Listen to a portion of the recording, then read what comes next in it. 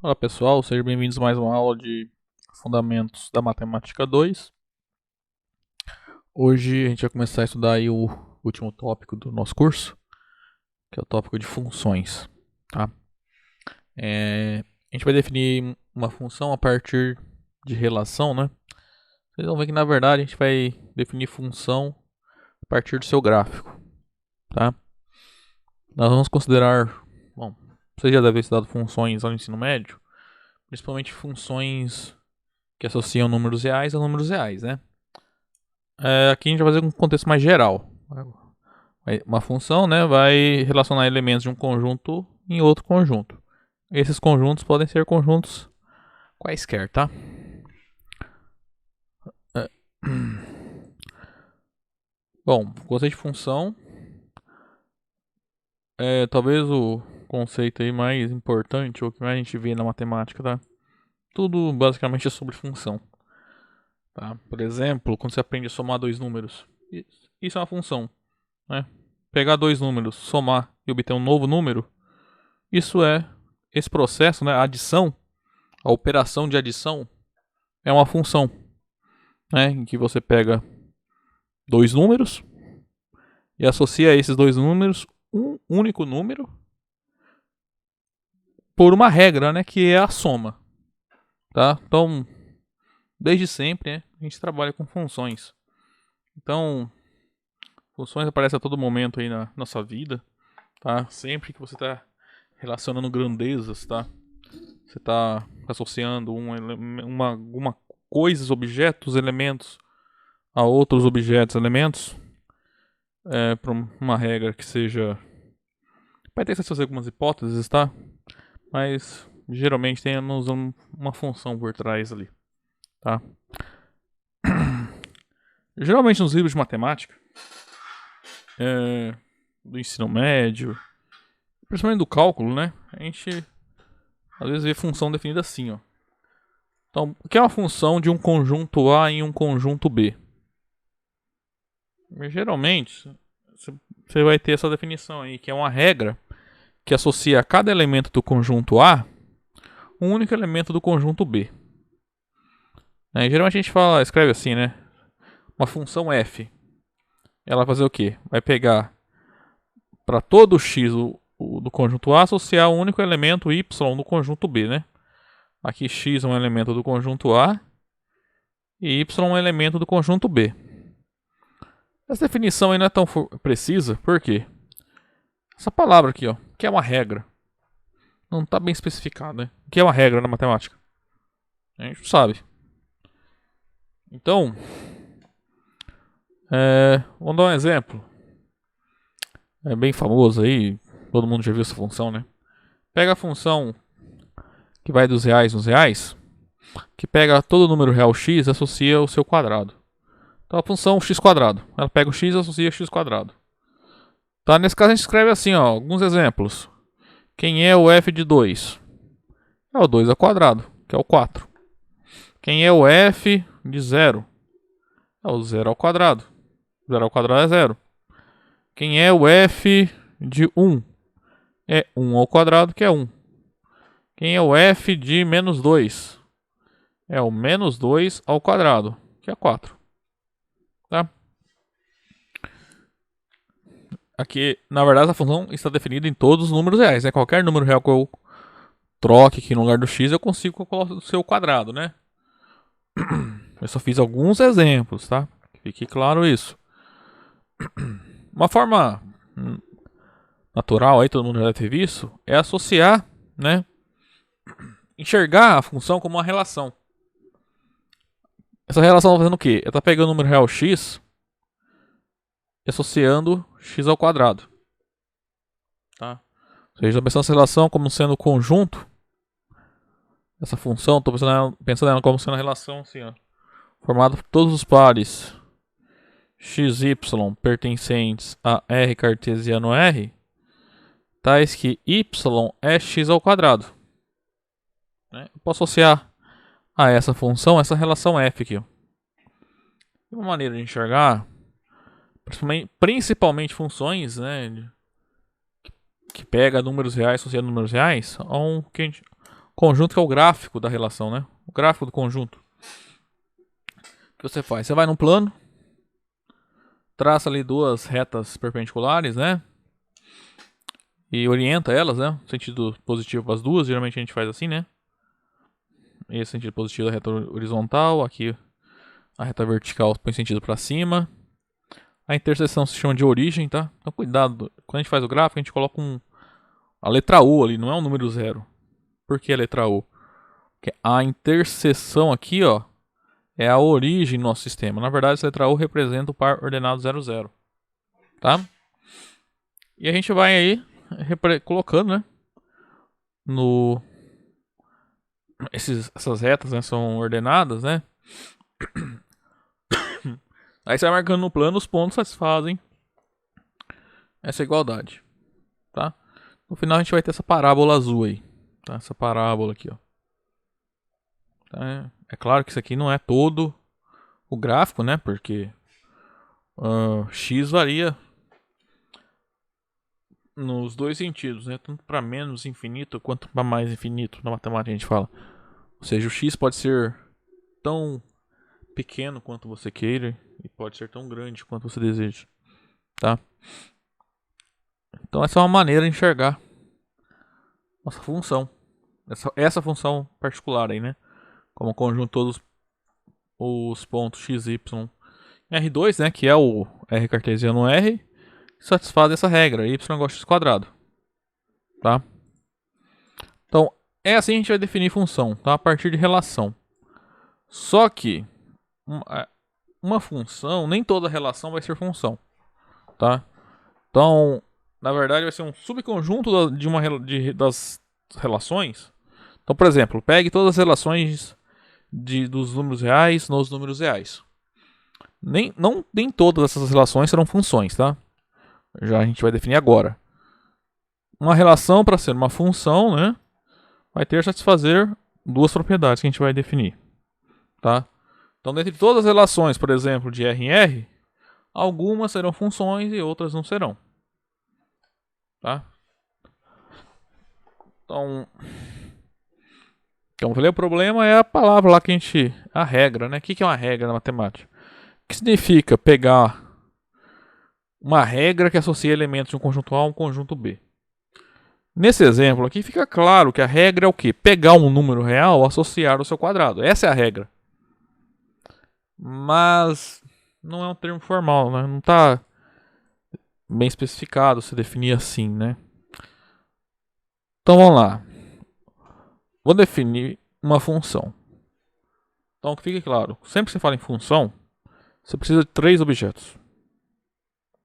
Tá? 2 desses objetos são conjuntos. Um conjunto é o domínio e o outro conjunto é o que a gente chama de contradomínio. Tá?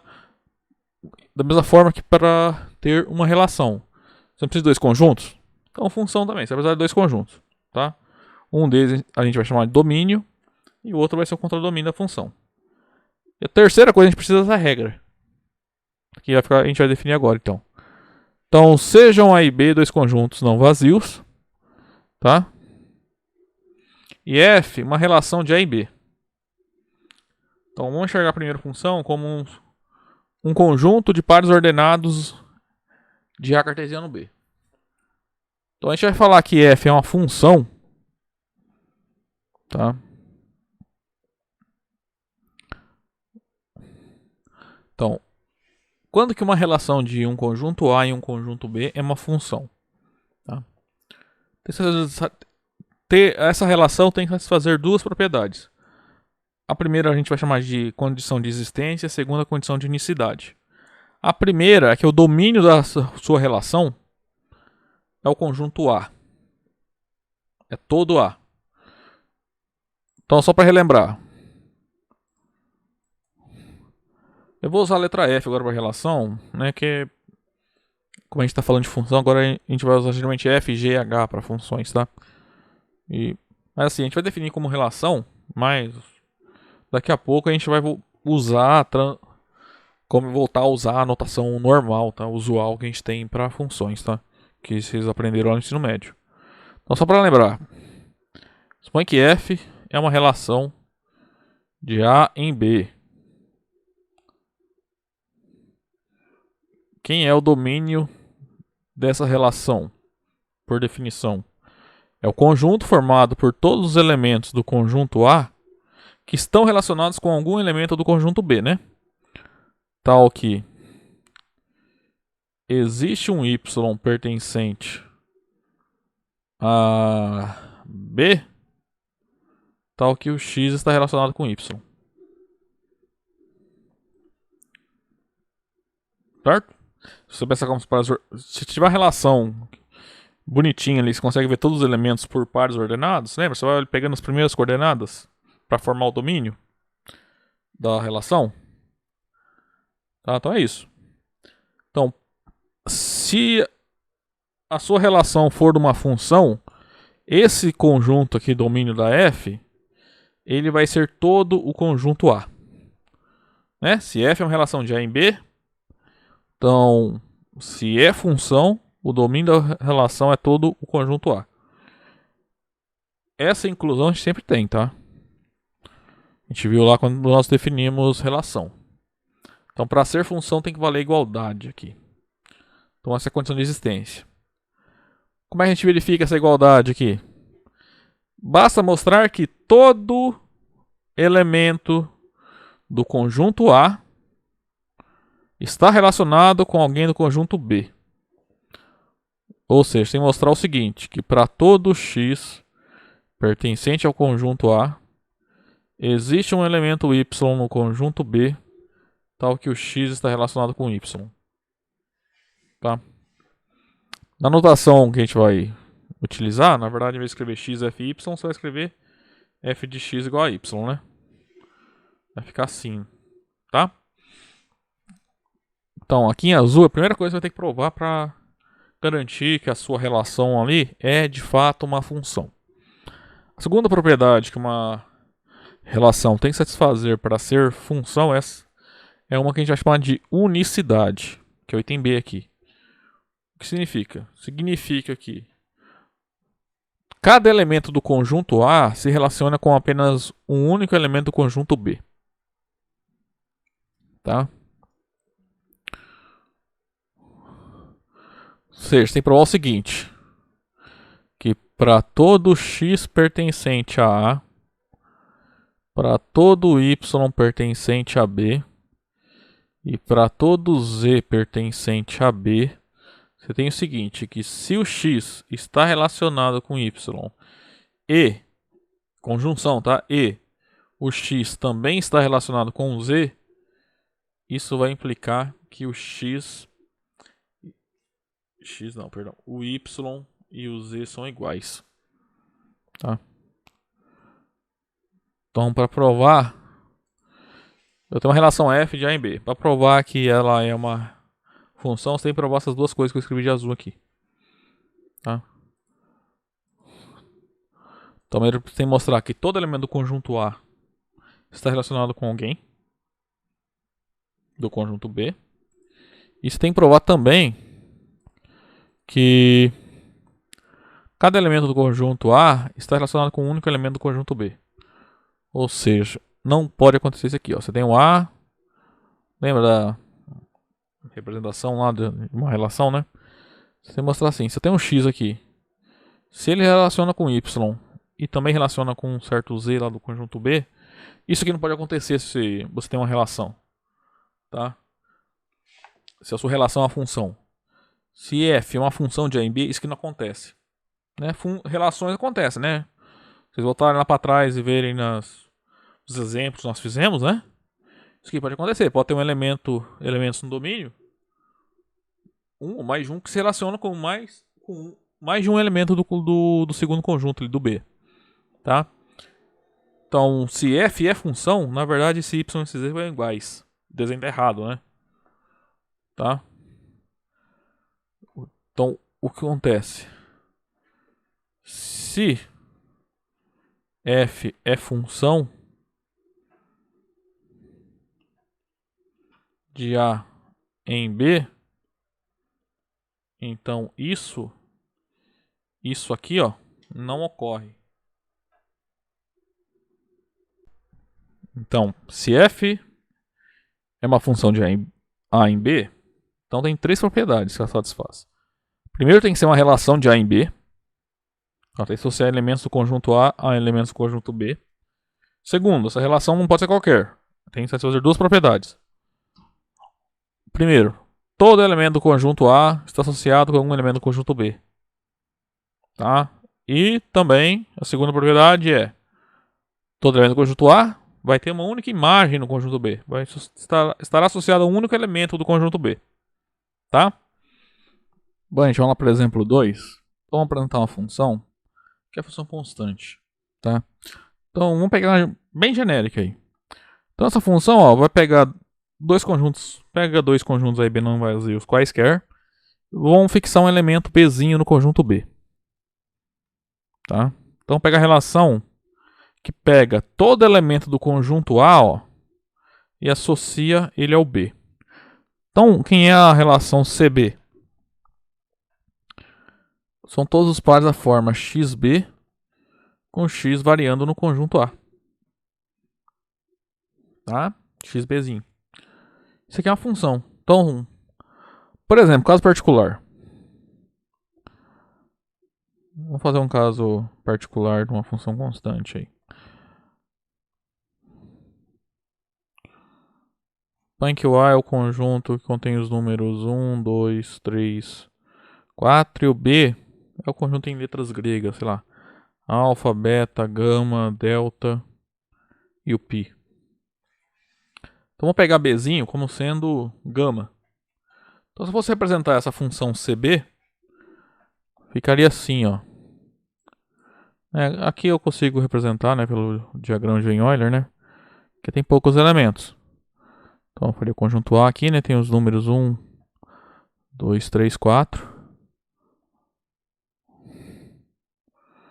E o conjunto B tem as letras alfa, beta, gama, delta e o pi. Então a função CB faz o que? Nesse caso aqui, vai pegar todo elemento do conjunto A e associá-lo à gama, tá? Então nesse caso aqui a nossa função é C gama, né? Usando a notação que a gente tem ali, que é o que? O conjunto de todos os pares da forma X gama, que X varia no conjunto A, ou seja, X varia nesse conjunto aqui.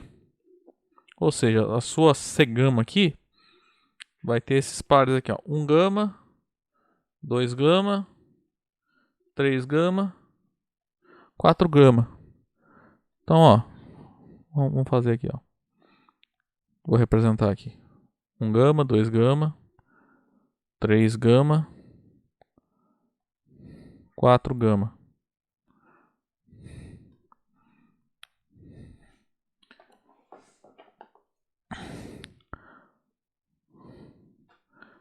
O que acontece? Isso aqui é função. O domínio é todo o conjunto A.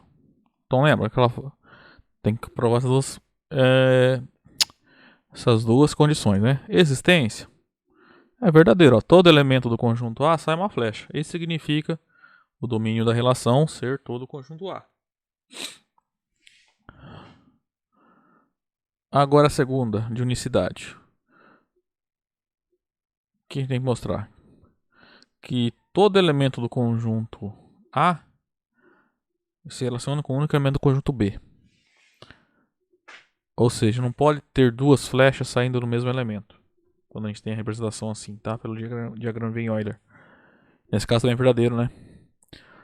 Cuidado, não confunda. Para ser função, você pode ter dois elementos distintos flechando o mesmo elemento. O que está acontecendo aqui, ó, todo mundo está flechando o mesmo elemento. Não tem problema. Ou seja, todo elemento domínio tem a mesma imagem. Tá? Uma função pode satisfazer o seguinte. Podem existir elementos do domínio que tenham a mesma imagem, né? Ou seja, que estejam sendo relacionados com o mesmo elemento. Tá? Não tem problema. O problema é não pode ter dois elementos no domínio que estejam relacionados com dois elementos lá do conjunto B. Não poderia acontecer algo assim, ó, tipo do 1 sair uma flecha pro alfa, por exemplo. Do 1 não pode ser duas flechas, porque o 1 só pode ter Isso pode estar relacionado com um único elemento do outro conjunto, tá? Então, nesse caso particular, acho que é a função, tá? Como é que você... Olhando assim é fácil ver que é a função. Basta verificar que todo elemento do conjunto A sai uma flecha e de que cada elemento só sai uma, né? Como de todo elemento sai uma flecha, é a condição de existência. E como de todo elemento só sai uma flecha, é a condição de unicidade. Então essa gama é função, tá? Note que a função x² aqui, ó, também tem elementos distintos que se relacionam com o mesmo elemento. Ó. Por exemplo, o f de 2 é 4. O f de menos 2 é 4 também. O f de 1 é 1. O f de menos 1 também é 1. O f de π vai ser igual a f de menos π. Nesse caso particular, vai acontecer na verdade o seguinte. Isso aqui vai ser uma função que a gente chama de função par. Tem lá na lista pra gente ver. Essa função em particular satisfaz isso. F de menos x é igual a f de x. Isso para todo x real aqui, que no caso é o domínio da função. Tá? Isso é que é a função ser. Continua sendo função, tá? Elementos distintos podem ter imagens iguais. O que não pode é um mesmo elemento do domínio ter imagens diferentes. Tá? Então, cuidado com essa unicidade aqui. Tá? Como eu falei, isso não pode acontecer. Tem um elemento do domínio que saia duas flechas, tá? Isso aqui pode. Tá? Agora vamos fazer o caso geral. Vamos pegar... Vou escrever aqui para não confundir. Por que CB é função? Então, para provar que é função, você provar duas coisas, né? Unicidade.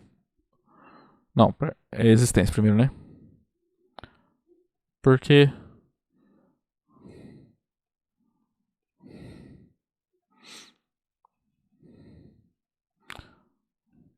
A existência é óbvia, porque todo elemento que eu pegar no conjunto A está relacionado com B.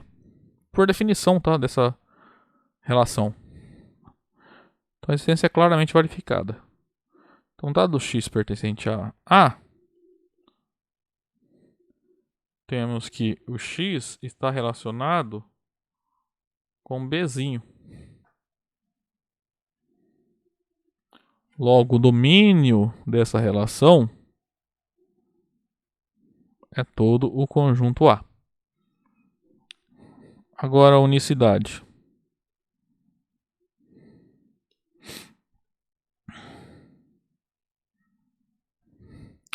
Provar a unicidade sempre vai fazer assim, ó. Você vai pegar um elemento no domínio, no A, e dois elementos no conjunto B. Vou chamar de y e z pertencente a B. E vai supor que o x, né, o x está relacionado com os dois elementos que você pegou do conjunto B. Então, x está relacionado por essa relação com y e com o z também. Tá? Aí você tem que provar o que para garantir, né, a unicidade? Que o y e o z são iguais. Tem que chegar aqui, ó. Então, você supõe que isso aqui é verdade, né? Pega um x qualquer no A, um y qualquer no B, um z qualquer no B, e suponha que x está relacionado com y e que o x também está relacionado com z. Aí você tem que provar que esse x e esse z que você pegou são iguais, na verdade. E nesse caso aqui é tranquilo, porque, ó, note que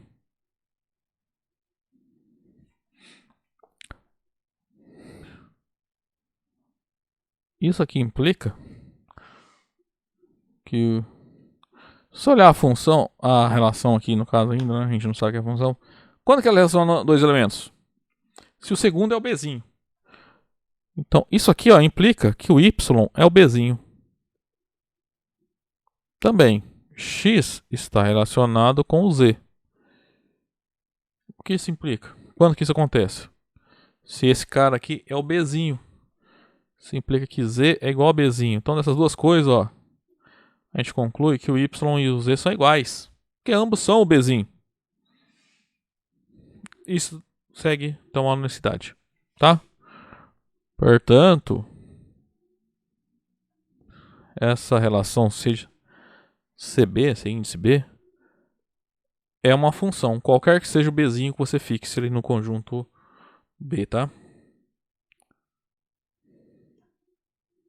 Isso para qualquer bzinho que você escolha.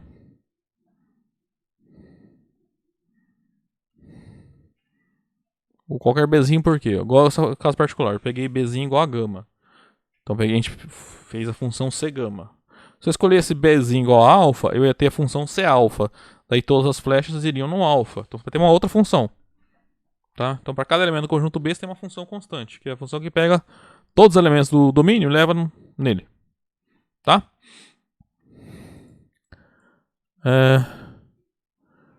Essa então é o que a gente chama de função constante. A gente também vai ver mais adiante, tá? Isso aqui. Só para vocês lembrarem depois, tá? Isso aqui a gente chama de função constante. Vamos lá, exemplo 3.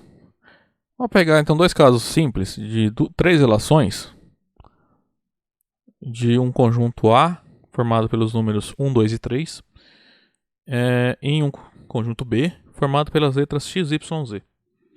Então essas relações são definidas pelos diagramas aqui sagitais, tá, delas.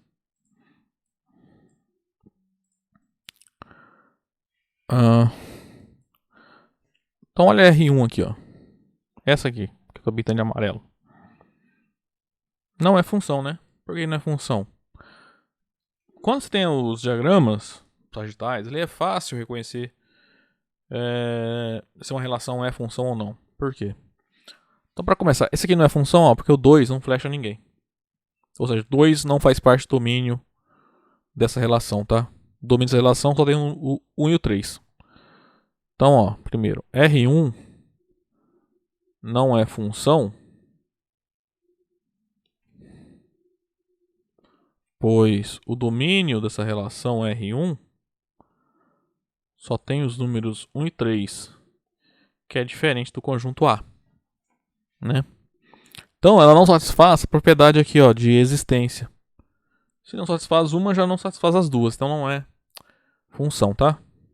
Para ser função, as duas têm que ser satisfeitas, tá?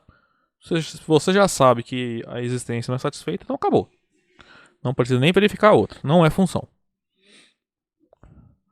Agora essa aqui, ó, R2, por que não é função? Agora essa aqui ela fura a unicidade. Se você olhar o domínio dela, ó, tem todo mundo sem flecha. Então aqui não tem problema quanto ao domínio, né? A existência é satisfeita. Todo elemento está associado com algum... Todo elemento do conjunto A, né, está relacionado com algum elemento do conjunto B. Entretanto, do número 1 aqui, ó, tem duas imagens, né? Ó, tá sendo duas flechas. Então aquela unicidade é falsa. Que o 1 está relacionado ao mesmo tempo com o x e com o y. Então essa relação não é função por causa disso. Tá? Então R2 não é função.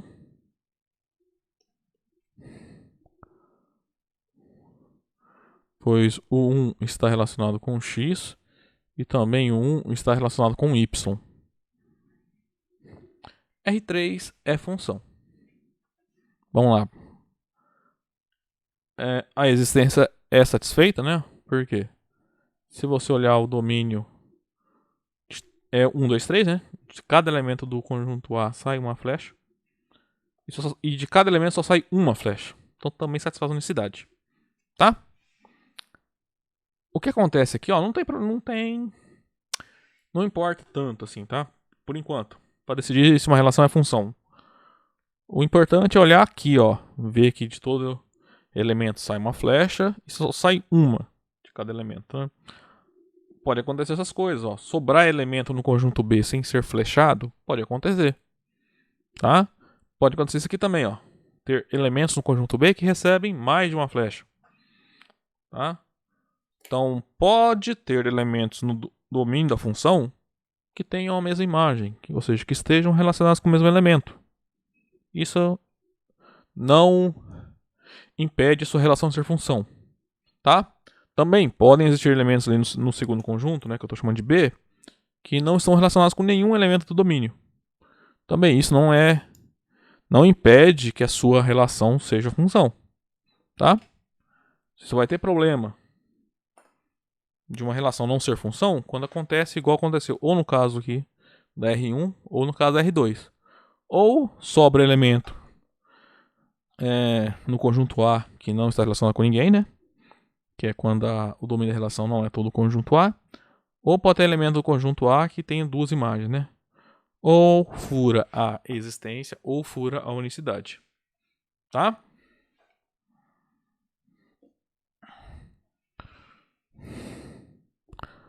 Então, R3 é função, pois o domínio R3 é todo o conjunto 1, 2, 3, que é o A. Isso prova a existência. E a unicidade também, né? Fácil ver. Cada elemento do conjunto A está associado a um único elemento do conjunto B. E cada elemento do conjunto A está associado a um único elemento do conjunto B.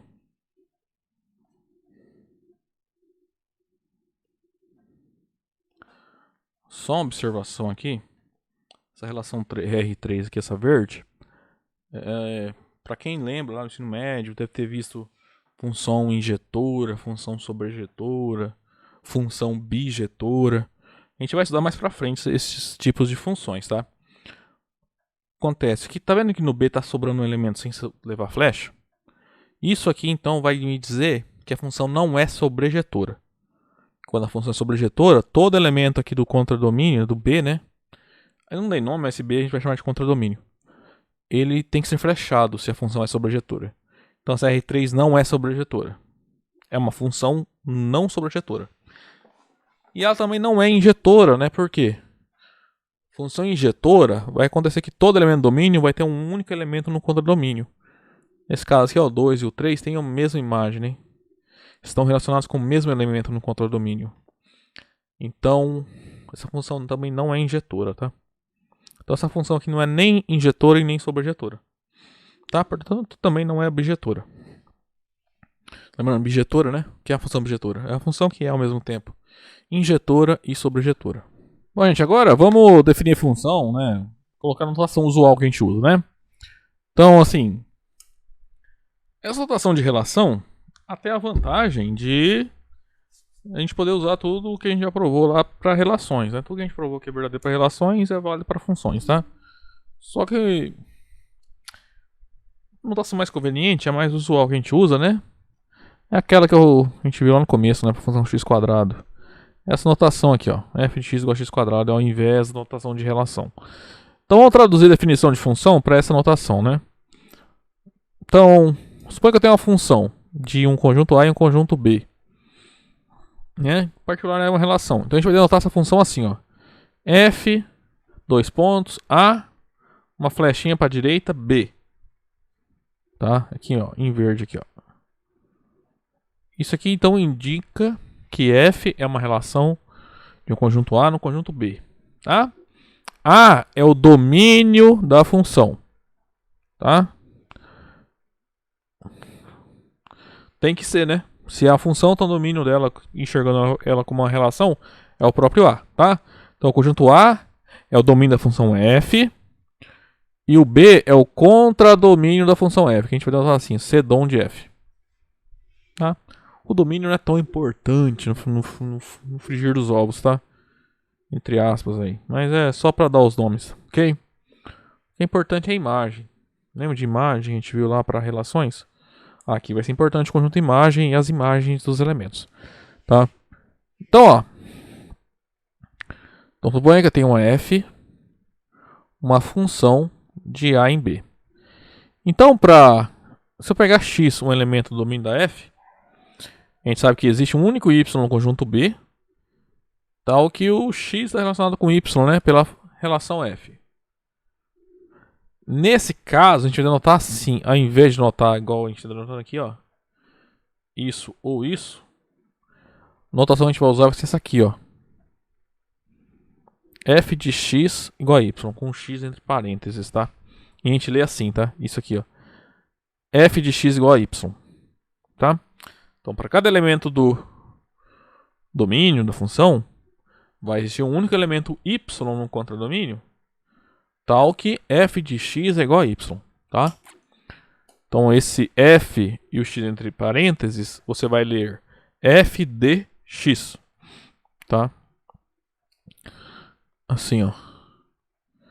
A gente vai ler f de x. Então, se você voltar lá atrás, aquele exemplo, por exemplo, x quadrado. Aqui a gente tem que f de 2 é igual a 4, f de 0 é igual a 0, f de 1 é igual a 1, f de menos 2 é igual a 4. E assim por diante.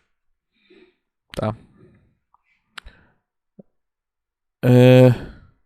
Nesse caso, você vai falar o seguinte, que y, o elemento y é a imagem do x pela função f. Tá, então, y é a imagem de x pela função f. Você também vai falar que x é uma pré-imagem de y pela função f. Porque elementos associados a y pela f pode ter mais de um, né?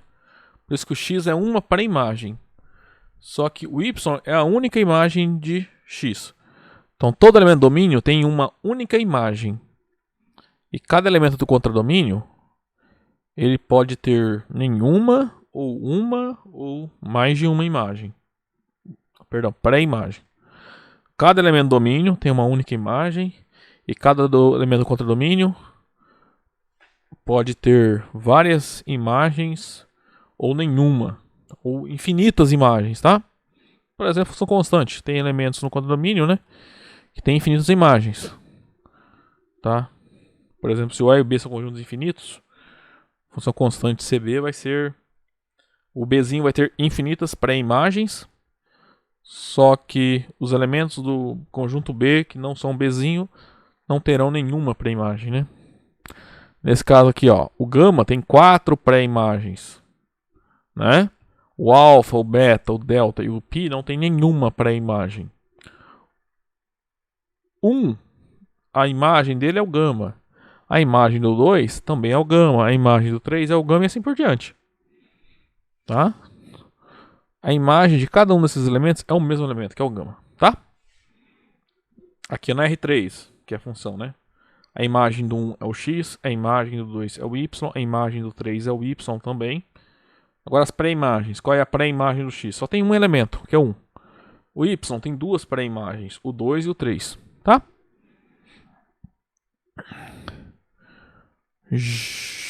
A notação, digamos assim, completa para expressar uma função seria assim, ó. Você vai usar duas linhas ali do caderno. A primeira linha você escreve o f, dois pontos, de a em b, né? Aí na segunda linha você coloca que todo x leva num f de x. Aí geralmente você pode pôr o f de x igual a alguma coisa. Por exemplo, aquela função x quadrado, que vai dos reais nos reais, que a todo x associa f de x igual a x ao quadrado. Tá? Aí o pessoal às vezes pergunta, aqui embaixo a flecha é assim, tá? Ela é um pouquinho diferente, que ela tem essa barrinha aqui, tá? A seta de cima não. A flechinha de cima assim, a de baixo assim, tá? Uma função constante, por exemplo, vamos dar outra letra, vamos usar a função g, que pega todo número real, x, e associa, por exemplo, g de x igual a 0. Então a função vai pegar cada número real e levar no 0. Tá? Então, a vantagem de você denotar a função assim de maneira mais completa, né? É mais didático. Talvez fique um pouco carregada a notação, né? Mas fica mais didática. Por exemplo, Aqui você sabe quem é o domínio, quem é o contradomínio, tá? E a regra, né? A relação aí por trás da função tá bem claro, né? Como que os elementos do domínio e contradomínio se relacionam, tá? Bom, então a definição de função com a notação que a gente está utilizando, né, que a gente vai utilizar de agora em diante, né, que é a mais comum, vai ficar assim, ó.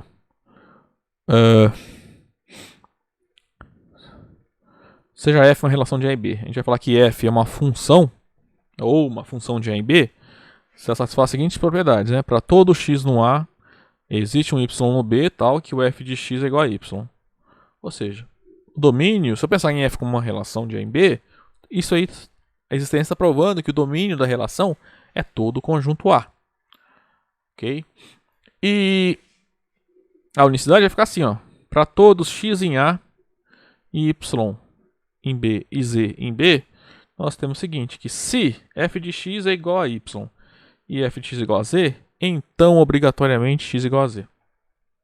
Tá? Essas duas propriedades têm que ser satisfeitas, tá? Importante isso. Então, para definir uma função, você tem que estar sempre dar esses três objetos, tá? O domínio, o contradomínio e a regra, né?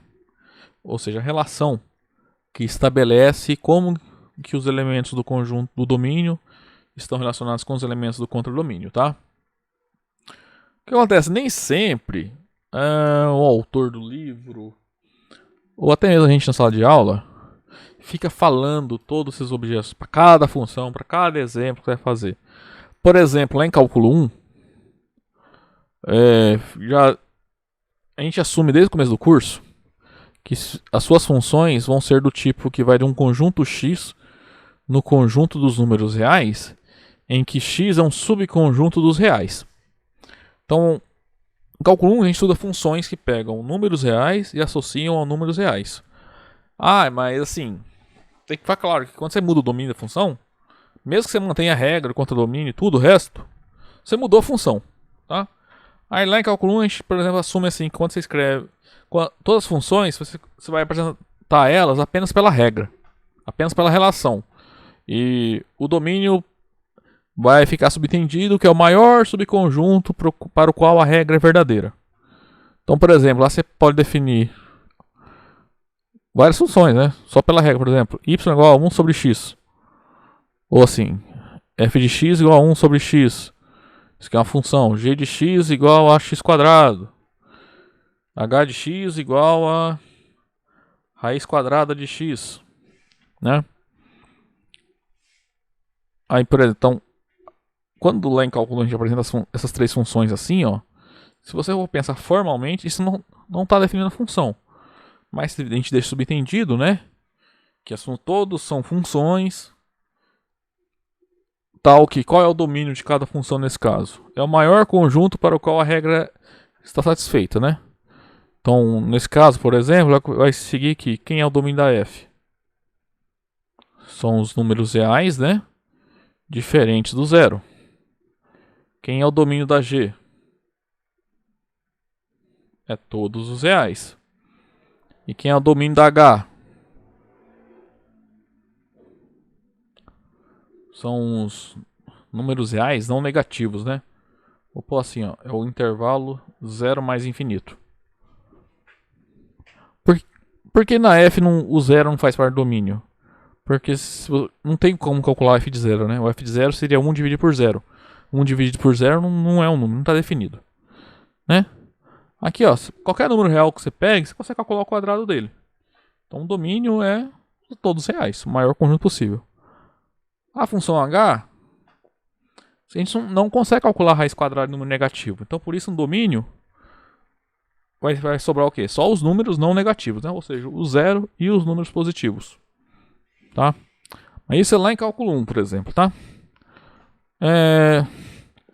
Às vezes a gente pode omitir aqui, tá? Para não deixar o texto sobrecarregado de notações, tá? Pode acontecer. Mas eu vou tentar evitar porque a gente está num curso bem introdutório, então eu vou tentar sempre colocar quem é o domínio, quem é o contradomínio, tá? A vantagem lá do cálculo 1 trabalhar assim, que você pode criar exercícios, né? Por exemplo, assim, você dá a relação e fala qual é o domínio dessa função. No sentido de o domínio é o maior subconjunto dos números reais, formado por todos aqueles números que satisfazem a sua regra, né? A sua relação dada no exemplo, tá? Aqui basicamente o que eu tô falando, hein? Acabei de fazer aqui, né? Por exemplo, cálculo 1, né, que é o cálculo de uma variável. Você pode pegar, por exemplo, essas duas funções, f de x igual a 2x e g de x igual a 1 sobre x. Então, nesse contexto, né, quem é o domínio da f? É todo o conjunto dos números reais, né? Que dado qualquer número você consegue calcular o dobro dele. E o domínio da g, você vai ter que tirar o zero, né? Dos números reais, né? Porque o único número tal que não existe, o g desse número, né, é o zero, né? G de zero não existe. Agora, g de qualquer outro número existe, né? Só pegar 1 e dividir por esse número. Tá? G de zero não existe porque não existe, né? 1 dividido por zero. Tá? Não existe divisão por zero, tá? Bom, gente, agora só para encerrar a aula, vou dar um exemplo e provar, tá? O teorema, a gente vai definir um novo tipo de função. O que acontece? Às vezes a função pode ser definida por partes, tá? Ou seja, em uma parte do domínio essa função é definida por uma regra, por uma relação, e em outra parte do domínio essa função é definida por outra regra, ou seja, por outra relação. Não precisa ser só duas partes, pode ser 3, 4, quantas quiser. Tá? Por exemplo, pega essa função aqui, ó, f dos reais, e ela funciona assim, ó. Se x é um número menor ou igual a zero, tá? Um número não positivo, f de x é 1 menos x quadrado. Então, por exemplo, nesse caso, para números negativos, né, você vai calcular quem é o f de menos 1. Menos 1 é negativo, então é 1 menos 1 ao quadrado. Isso é 1 menos 1, que é 0. Quem é o f de menos 2? Menos 2 é negativo, então o f dele é 1 menos 2 ao quadrado. Isso é 1 menos 4, que é menos 3. E assim por diante. Isso para números não positivos. E para números positivos? Então, se x é positivo, f de x é 2x mais 1. Então, por exemplo, quem é o f de 1? 1 é positivo, então você não vai usar a regra 1 menos x quadrado. Você vai usar 2x mais 1. Isso é 2 vezes 1 mais 1, ou seja, isso é 3. Né? Isso é 2 mais 1, que é 3. Quem é o f de 2? 2 é positivo, então o f de 2 é 2 vezes 2 mais 1.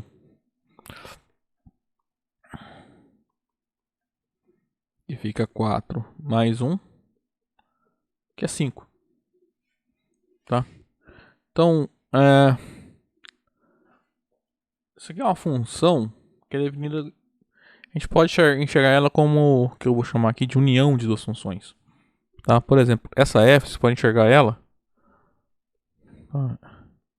Essa f aqui, ó, você pode enxergar como uma união dessa função aqui, f1, que pega números, cujo domínio é o conjunto dos números negativos, que pega todo número negativo, associa 1 menos x quadrado, com essa função f2, cujo domínio é o conjunto dos números positivos, que pega todo número e associa 2x mais 1. Tá? Então, essa função f, a gente vai chamar ela de união f1 com f2. Tá? A gente consegue definir essa função aqui como união dessas duas, porque se você olhar, se um x está no domínio de ambas, no caso aqui não tem, né? A interseção desse conjunto com esse, né? A interseção dos domínios das duas funções é o conjunto vazio, né? É disjunta. Mas mesmo que não tenha interseção nos domínios, às vezes ainda dá para definir essa função união, tá? E vai funcionar assim, ó. Pega duas funções, f de a em b e g de c em d. Duas funções quaisquer. Suponha, para conseguir definição união, você vai ter que ter o seguinte, que se x é um elemento da interseção dos domínios, então f de x é igual a g de x. Tá? Então lembra, ó, se você olhar a interseção x é o que? A interseção do domínio da f com o domínio da g. Então a gente define essa nova função, que é denotada assim, ó, com o símbolo de união de conjuntos, tá? Só uma notação, tá?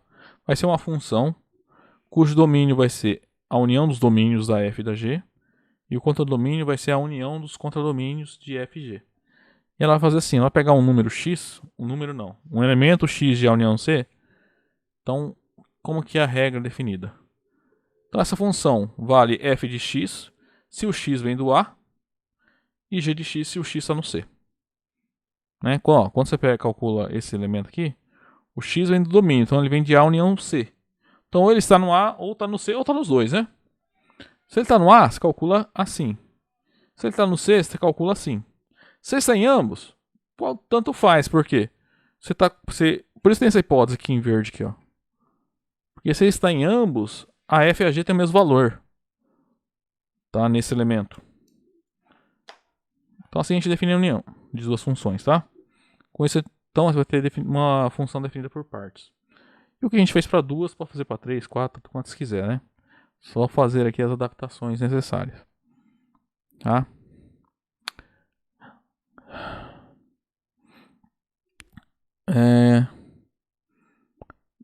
Ó, aqui estou definindo e chamando de união. Agora, será falando que é uma função, né? Será que é a mesma função? Vamos provar isso. Então, de novo, ó, suponha que f de a em b é uma função e g de c em d é uma outra função, né? Que coincidem, né, na interseção dos domínios. Vou mostrar que essa união aí é de fato uma função. Vamos demonstrar esse teorema então. Provar então de fato que aquela f união g é uma função. Então, ó, é claro, né, que é uma relação de A união C em B união D, né? Por quê? Olha só. Todo elemento de A união C, você consegue calcular, né? Que se eu tenho o A e o C aqui, qualquer elemento X que eu pegar, se eu pegar o X aqui, o F de união G, a gente consegue calcular, né? Ele é F de X. Agora, se eu pegar um X1 aqui no C, a gente também consegue calcular ele, né? Ele é o G de X1. Se eu pegar um elemento X2 na interseção, aí tanto faz, né? Porque por hipótese, F de X é igual a G de X. Então, se eu calcular F de união G de X, vai ser o F de X. Tá? Então, é claro, né, que ela vai ser então uma relação de A união C em B união D. Por que ela vai cair em B união D, né? Porque vai ser de A união C em B união D. Porque os F de X, quando você calcula F de um elemento que vem do A, o F de X cai no C. Perdão, cai no B. E quando você calcula o F união G em algum elemento do conjunto C, o F união G desse elemento é o G desse elemento, que vai ser um elemento do D. Tá? Então é claro. Essa função, essa função que a gente está chamando de H, tá? Só para simplificar a notação. É uma relação de A união C em B união D. Agora tem que provar a existência e a unicidade. Então tem que provar que para todo x pertencente à união C existe um elemento y em B união D, tal que o h de x é y. Então vamos lá, seja x pertencente à união C. Então a gente tem duas possibilidades, né? X está no A ou no C. Não são mutuamente exclusivos, né? Pode estar em ambos, mas com certeza um dos dois casos ocorre, né? Então vou chamar em caso 1 e caso 2, tá? Ficar mais simples. Mais fácil de a gente entender. Acho que fica mais didático assim também, né? Então, ó, como o x está em A união C, então x pertence a A ou x pertence a C. Primeiro caso, se o x está em A, então, como f que vai de A em B é uma função,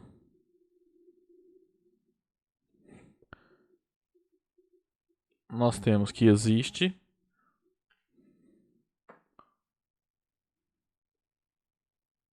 um único y em B, tal que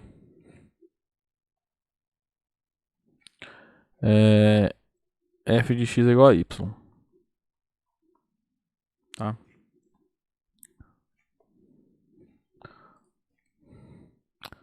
Só que nesse caso,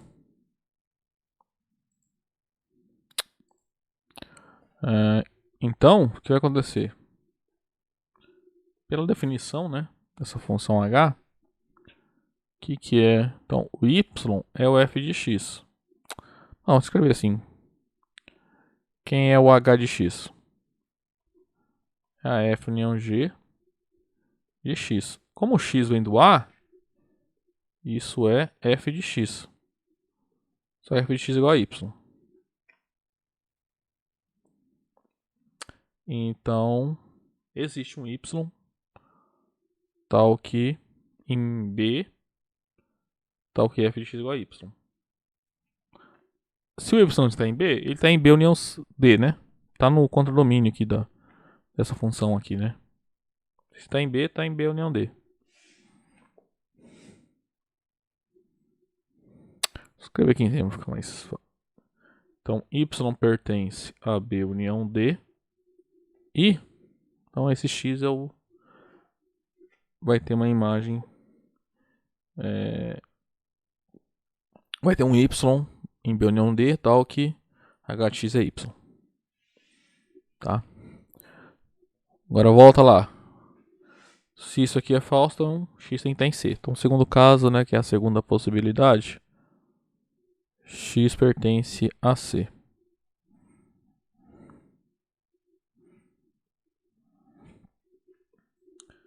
A demonstração análoga agora nesse caso, né? Então, ó, g é uma função de C em D. Como isso aqui é uma função, existe, eu vou usar a mesma letra, tá? Um y no contradomínio da g, tal que g de x é igual a y. Agora, note que o y é um elemento de B união D. Se está em D, está em B união D. E também vale o seguinte. Quem é o h de x? O y vai ser o h de x também. Por quê? Isso aqui é h de x é essa função aqui aplicada em x. Como o x vem do C, isso aqui por definição é g de x. Né? Tá aqui na definição, ó. Se o x está em C, essa função no x é a mesma coisa que o g de x. Só que o g de x é y.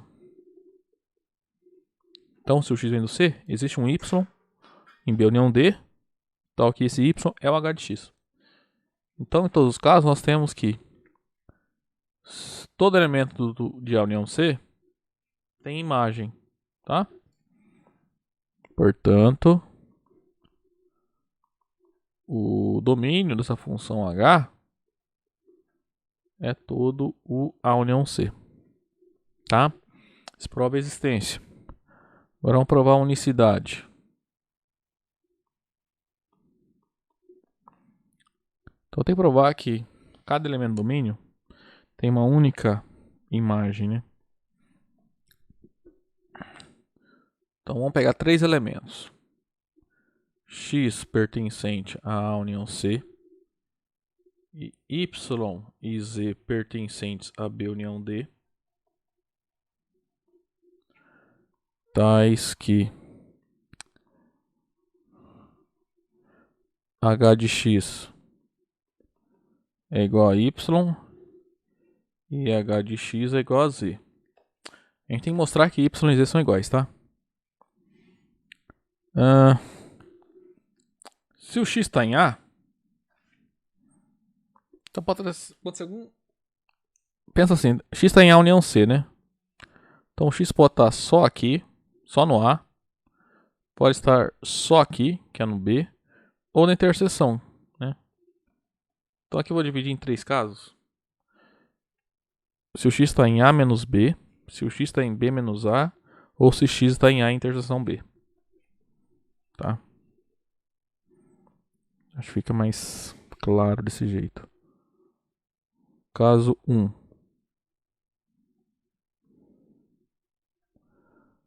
Se o x pertence a A menos C, o desenho de feito errado, tá? Eu falei A em B, é A menos C, aqui é C menos B, errado, C menos A, aqui é A interseção C, tá? 3 casos a gente vai analisar, tá? Então, se o x está em A e não está em C, então h de x é a mesma coisa. Então, x está no A, só no A, e não está no C. Então, obrigatoriamente, essa h de x é o f de x.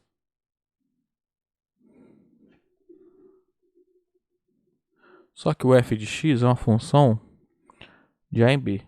Então, vai estar em B. F de x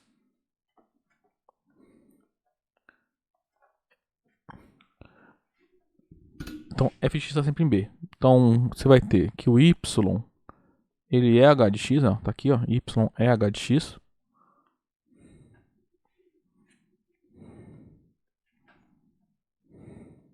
Isso aqui, ó. Só que o h de x, então, nesse caso, é f de x, que é um elemento do conjunto B. Então, y está no B, tá? Então, y é um f de x. Também z, ele é também h de x. Como x está em A menos C, isso é isso é f de x também.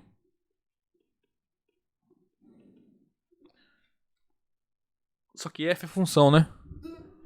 Então, como y é f de x e z também é f de x, a gente vai chegar aqui y é igual a z. Como f de A em B é função,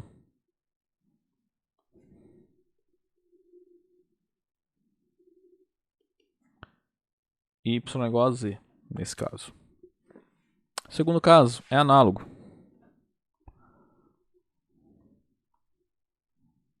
Por quê? Se o x está em C menos A, quer dizer que ele está no C. Então lá, o y, ele é h de x e o z também é h de x. Então, y é h de x, vou fazer os dois juntos aqui agora. E o z é o h de x. Só que como o x vem do C, obrigatoriamente, né, aquele h de x é g de x. Tá? Então, esse aqui é g de x. Agora, g é função. Como g é função, cada elemento é uma única imagem. Então, só tem um elemento que é o g de x. É o mesmo. Então, y e z são iguais. Então, como g é função, a gente obtém que y e z são iguais. Tá? Agora vamos pro terceiro caso. Aqui nesse caso vai entrar aquela hipótese, tá? Que na interseção dos domínios vale isso aqui, f de x igual a g de x. Então, se o elemento está em A interseção C, então tanto faz onde que como que você calcula essa h de x. Pode ser ao mesmo tempo a f de x ou h de x. Então, o y, ele é o h de x, que vai ser f de x, que é igual a g de x. Tanto faz. Z também, ele vai ser... Ó, essa igualdade segue da hipótese nesse caso, tá? Para conseguir definir essa função dessa forma aqui bonitinha, obrigatoriamente essa condição tem que ser satisfeita. Porque senão fica em incompatibilidade, né? Você vai ter um elemento, como que você vai definir? Tem a f e tem a g no elemento, e eles são diferentes. Como é que você qual a maneira que calcula? Não tem como, né? Até teria se jogasse uma fora, tá? Mas a gente coloca essa hipótese aí pra simplificar ali. Então o z também é h de x, que nesse caso é f de x, que é o g de x também. Tá?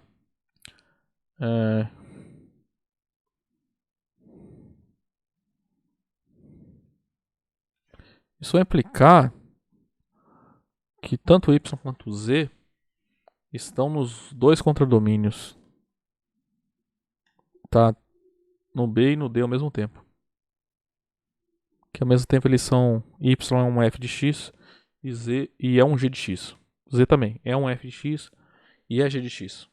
Só que o f de x está em B e g de x está em D.